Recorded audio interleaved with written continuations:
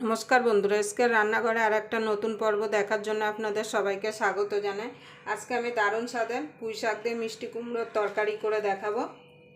তার জন্য এখানে পুঁই শাক আমি পরিষ্কার করে কেটে ধুয়ে নিয়েছি, আর এখানে নিয়ে নিয়েছি মিষ্টি কুমড়ো, এইভাবে ডুমো ডুমো করে কেটে নিয়েছি। আর এখানে একটা আলু নিয়ে নিয়েছি, আলুগুলো পরিষ্কার করে ছুলে কেটে ধুয়ে নিয়েছি। আর এখানে কিছু কাঁচা লঙ্কা নিয়েছি। এই পুঁই শাক দিয়ে মিষ্টি কুমড়োর রেসিপিটা চট জলদি রান্না হয়ে যায় একদম কম সময়ের মধ্যে, আর খেতে কিন্তু খুবই সুস্বাদু হয়।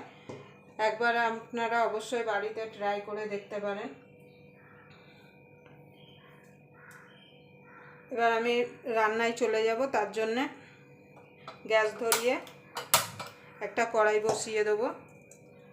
আপনারা প্রথম থেকে শেষ পর্যন্ত ভিডিওটা দেখবেন,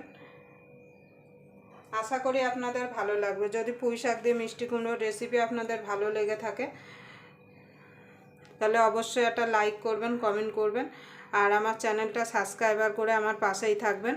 আর পাশের বেল আইকনটি অবশ্যই বাজিয়ে দেবেন। আমি যখন কোনো নিত্য নতুন রেসিপি আপলোড করব সবার আগে আপনাদের কাছে পৌঁছে যাবে। এবার আমি কড়াইতে দিয়ে দেবো সর্ষের তেল। আর এই পুঁই শাকের তরকারিটা কিন্তু সর্ষের তেল দিয়েই করতে হবে। যে কোনো রান্না কিন্তু সর্ষের তেলে স্বাদটা কিন্তু দুগুণ বাড়িয়ে দেয়। খুব বেশি তেল দেবো না, অল্পই তেল দেবো।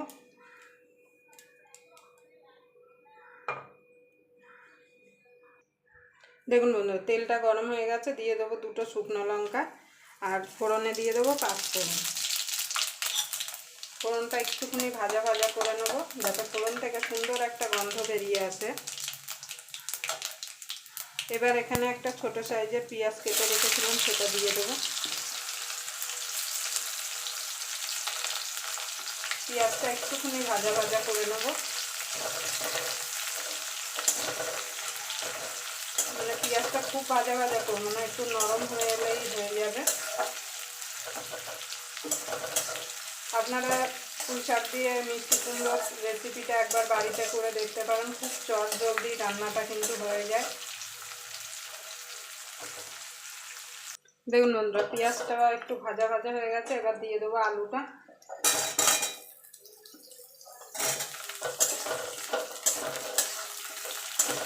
আলুটা একটুখানি পেঁয়াজের সঙ্গে ভাজা ভাজা করে নেব।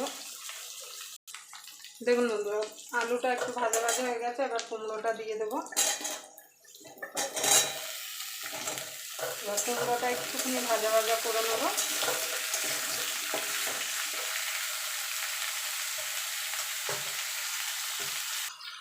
দেখুন বন্ধুরা, কুমড়োটাও একটু ভাজা ভাজা হয়ে গেছে। এবার পুঁই শাকটা আমি দিয়ে দেবো।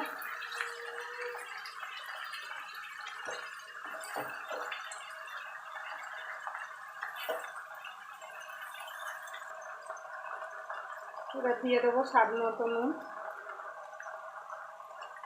নুনটা দেওয়ার পরে কিন্তু পুঁই শাক দিয়ে জল বেরিয়ে যাবে। এখানে কিন্তু জলের কোনো প্রয়োজন পড়বে না, জল ছাড়াই স্বাদ।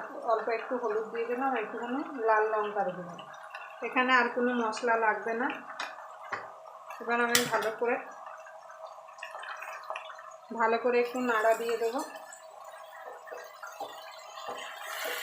দিয়ে এটাকে ঢাকা দিয়ে আমি একটু রান্না করে নেব যতক্ষণ শাকটা মজে না আসছে।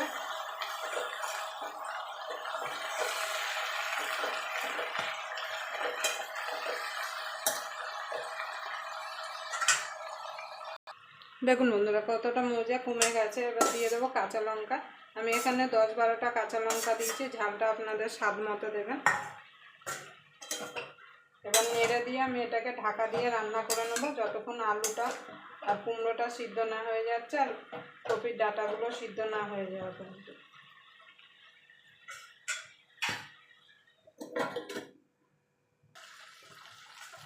দেখুন বন্ধুরা, আমার পুঁই শাক দিয়ে কুমড়োর তরকারিটা হয়ে গেছে। দেখুন আলু ফালু সব সিদ্ধ হয়ে গেছে, কুমড়ো। এবার দিয়ে দেবো একটুখানি চিনি, দিয়ে দেবো ধনে পাতা, দিয়ে ভালো করে নাড়াচাড়া দিয়ে পুরো মিশিয়ে নিয়ে নামিয়ে দেবো।